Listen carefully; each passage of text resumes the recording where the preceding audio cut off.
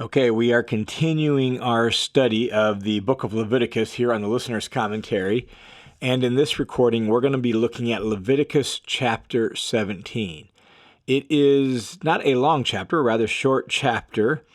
And theoretically, we could have combined it with later chapters. But in some regards, it's a transitional chapter from the first part of the book leading up to this chapter, and then into the second part of the book. And so it makes sense to treat chapter 17 as a standalone recording here by itself.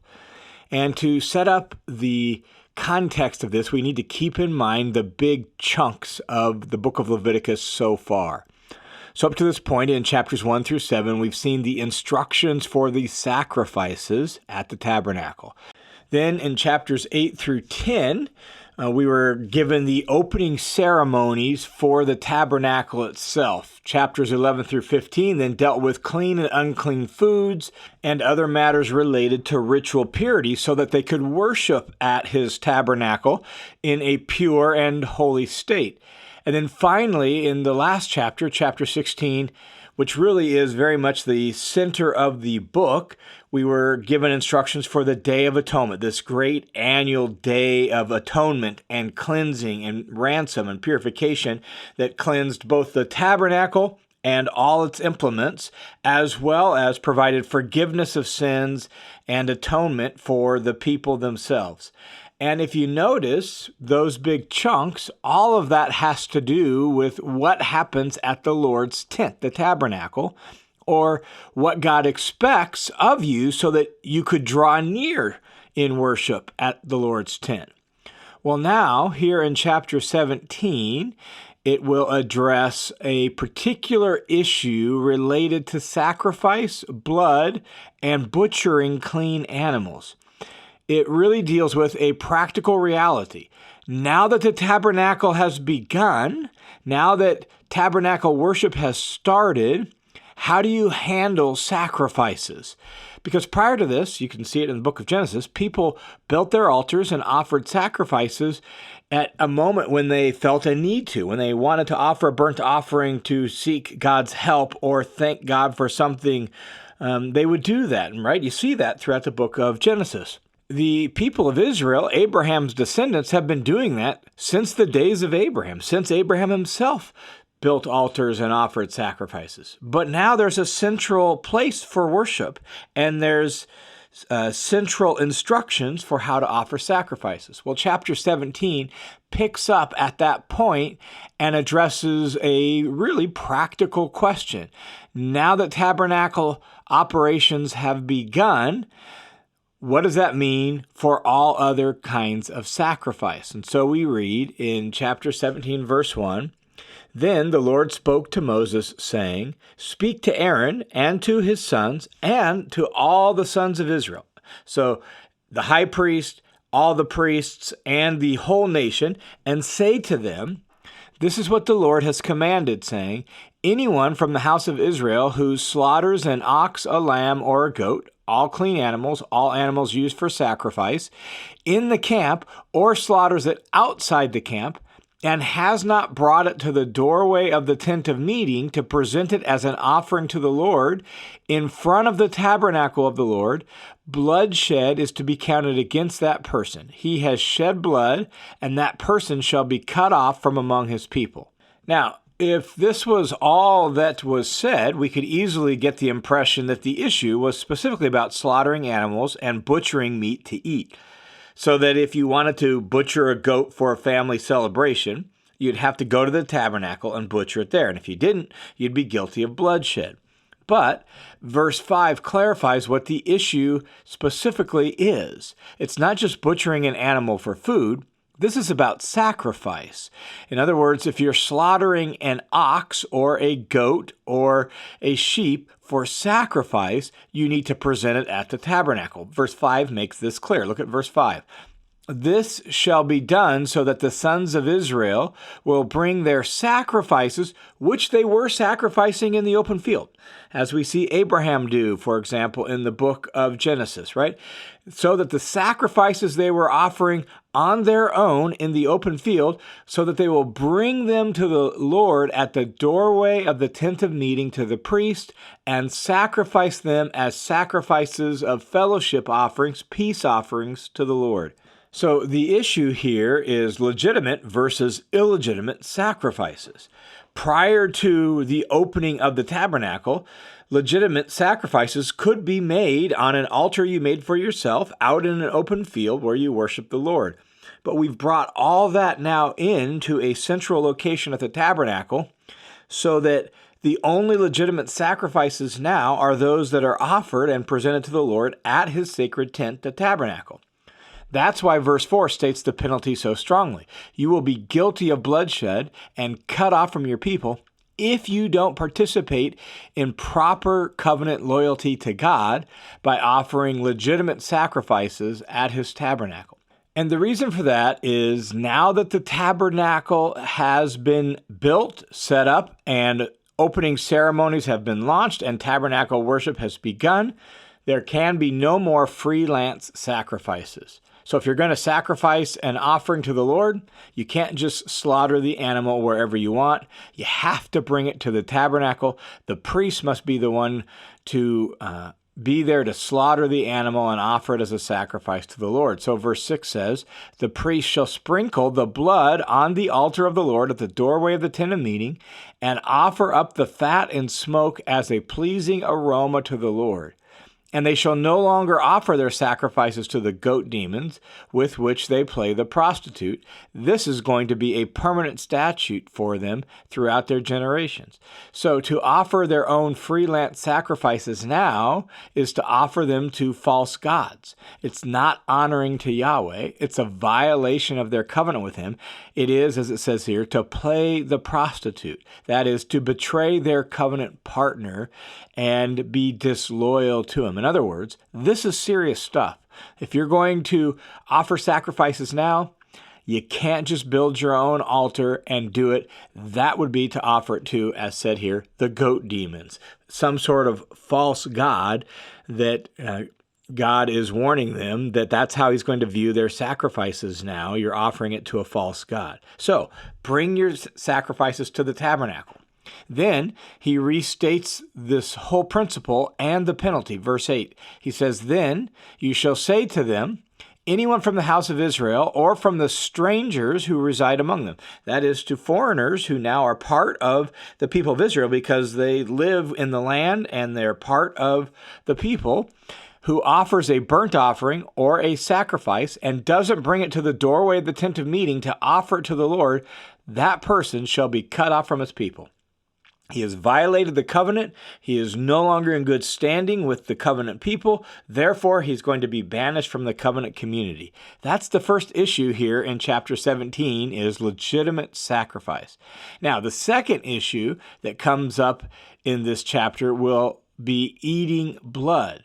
And really, this comes down to the sacredness of blood and its proper use only in tabernacle worship. So that when you're slaughtering an animal and butchering an animal, you first have to drain the blood out of the animal. And the reason for that is because blood is sacred and has a sacred purpose in tabernacle worship. So look at verse 10. And anyone from the house of Israel or from the strangers who remain among them who eats any blood, I will set my face against that person who eats the blood, and I will cut him off from his people. Again, notice the seriousness of the penalty. And the reason for that is because eating blood is an act of covenant disloyalty, and therefore you're banished, cut off from the covenant people. And this idea of eating blood is repeated 4 times in this section. We're not told exactly why someone would eat blood. Implied here in this section is that we're talking about eating meat without draining the blood in it. So there's at least that. Whether there were other ways of eating blood just isn't clear in this section. But we know at least it has to do with draining the blood out of the animal when you slaughter the animal. And the seriousness of it is clear. I will set my face against that person because you're not treating as sacred the blood of the animal that has sacred purposes in tabernacle worship. And that's what he explains in verse 11. So look at verse 11. It says this, for, notice that's explaining why is it so serious to eat blood? For, because the life of the flesh is in the blood. And I, God, Yahweh, have given it to you on the altar to make atonement for your souls. That word souls is the same word as life at the beginning of the verse. For your lives. For it is the blood by reason of the life that makes atonement. Blood has a sacred purpose. The animal's blood is the animal's life, and it's only supposed to be used for atonement. That's the proper use of an animal's blood. That's why this whole issue of draining the blood from an animal when you butcher it is so serious. And this verse is really important for understanding how Old Testament sacrifice and atonement works, because it's the only verse that gives any explanation of the role of blood in atonement. Notice what he says is the life of the flesh is in the blood. Now, don't get overly mystical about this. Sometimes I hear people explain it, and it's like they kind of wax eloquent about life and blood and flesh, and they get overly mystical about it. It's actually a very simple and practical and observable thing. When you slit the animal's throat and the blood comes out, the animal dies. The life is in the blood. That's the simple and practical point of the phrase when it says the life of the flesh is in the blood. You drain the blood out of the animal, slit its throat, and the animal dies. Notice also that God says he has given this animal's lifeblood to you. It's his gracious gift to the people of Israel as part of their covenant for a purpose. What's the purpose? To make atonement for your lives. And as we explained in the introductory recording to Leviticus about ritual purity and atonement, atonement includes two components, both ransom and cleansing. And here in Leviticus 17:11, the focus is specifically on the idea of ransom, and we know that because this exact phrase that's used here in 17:11 is used only two other times in the entire Pentateuch. One is in Exodus chapter 30, verses 15 and 16, and the other is in Numbers 31, verse 50. And in both cases, the idea of ransom is explicitly clear. So here, blood is offered to provide ransom for your lives, for your souls. That word soul is nephesh in Hebrew, and it's the exact word that's translated life elsewhere in this verse. And the principle then is life for life. That is, the animal's life, represented by its blood, provides a ransom that cleanses the offerer's life. That's how blood functions to make atonement. That's why blood is so sacred. The animal's lifeblood provides a ransom that cleanses. That is atonement for the worshiper who is offering the animal. So that's why what you do with an animal's blood under this old covenant is important. And that's why not eating the blood is so critical. And so verse 12 restates it. Therefore, I said to the sons of Israel, no person among you may eat blood, nor may any stranger who resides among you eat blood. That's the reason, because blood has been given for a sacred purpose to make atonement. This is even true for the wild game you hunt. So verse 13 says, so when anyone from the sons of Israel or from the strangers who reside among them while hunting catches an animal or a bird which may be eaten, so it's a clean animal, he shall pour out its blood and cover it with dirt. In other words, meat you hunt must have its blood drained too, because blood is given for this sacred purpose. And God is teaching Israel this principle of life for life atonement. And so even if you hunt an animal, you need to slit its throat, drain the blood out, and then cover the blood up with dirt. Verse 14 says, "For as for the life of all flesh, its blood is identified with its life." And again, we don't need to be too mystical about that. It's a very simple thing. You slit the animal's throat and its blood drains out, it dies. And so its life and its blood go together. Therefore, I said to the sons of Israel, "You shall not eat the blood of any flesh, for the life of all flesh is in its blood, so whoever eats it shall be cut off." And that's again because of this whole idea of an animal's lifeblood provides ransom and cleansing for a human life. Now, there's one other issue that needs to be addressed before God is done giving instructions on this topic. And that is, well, what about an animal, whether wild or domestic, that died of natural causes or was killed by another animal? Think about it. You come across a deer that was killed by a lion, or a lion or a bear got into your sheep pen and killed a couple of your sheep, and you didn't actually have a chance to drain the blood out of the meat. What do you do then? Well, verse 15 and following answers that question. And so it says, "And any person who eats an animal which dies by natural causes or is torn by other animals, whether he is a native or a stranger, shall wash his clothes and bathe in water and remain unclean until evening. Then he will become clean. But if he does not wash his clothes and bathe his body, then he shall bear the responsibility for his guilt." That is, he will bear the penalty for his sin because he disregarded the Lord's instructions, and he has therefore violated the covenant about something that is incredibly important and incredibly sacred. So, feel free to eat the meat of an animal that died by natural causes or was killed by another animal. Feel free to eat the meat because it's clean meat. But just note, you will be ritually unclean until evening. And again, there's no guilt or shame in that. That's just part of life. So eat the meat and then wash your clothes, take a bath, wait till evening, and you will be clean.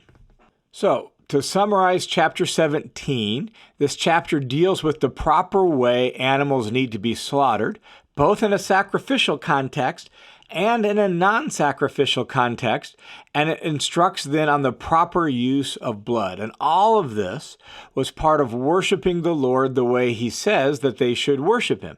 It was part of worshiping him alone and not other gods and things like he mentions as goat demons.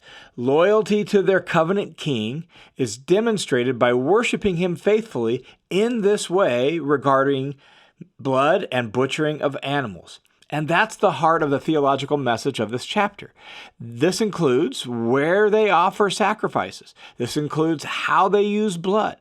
This chapter shows us that God is also very gracious and has provided a means of atonement for them, and that atonement is going to be a life-for-life ransom through the blood of specific animals according to the instructions for sacrifices that we read about in chapters 1 through 7. And all of that actually points forward to Jesus' death. 1 Peter chapter 1, verses 17 and following puts it like this: "If you address as Father the one who impartially judges according to each person's work, conduct yourselves in fear during the time of your stay on earth, knowing that you were not redeemed with perishable things like silver or gold from your feudal way of life inherited from your forefathers, but with precious blood, sacred blood, as of a lamb, unblemished and spotless, the blood of the Messiah, the blood of Christ." Or Hebrews chapter 10 puts it like this: "Therefore, brothers and sisters, since we have confidence to enter the holy place by the blood of Jesus, by a new and living way which he inaugurated for us through the veil, that is, through his flesh, and since we have a great high priest over the house of God, let us draw near to God with a sincere heart and full assurance of faith, having our hearts sprinkled clean from an evil conscience and our bodies washed with pure water." And so the ultimate lamb that will be offered will be the Lamb of God, the Messiah himself, and his precious blood is the thing that cleanses us so that now we have confidence to enter the holy place by the blood of Jesus, and we can draw near to God with a sincere heart and full assurance of faith. All right, thanks for tuning in to this session of the Listener's Commentary on the book of Leviticus. The Listener's Commentary is a listener-supported, crowd-funded Bible teaching ministry that's only possible by the generosity of dozens and dozens of people just like you. So thanks a ton to your support. Thanks a ton for making this ministry possible.